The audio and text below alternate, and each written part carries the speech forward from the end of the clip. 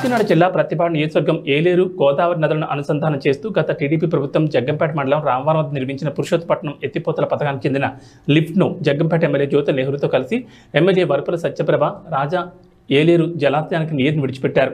అనంతరం గోదావరి జలానికి హారతి ఇచ్చి ఏలేరుకి స్వాగతం పలికారు. ఈ కార్యక్రమంలో పిఠాపురం జనసేన ఇన్ఛార్జ్ మర్రెడ్డి శ్రీనివాస్, ప్రతిపాడు జనసేన ఇన్ఛార్జ్ వరపుల తమ్మయ్య బాబు, ఎన్డీఏ శ్రేణులు పాల్గొన్నారు.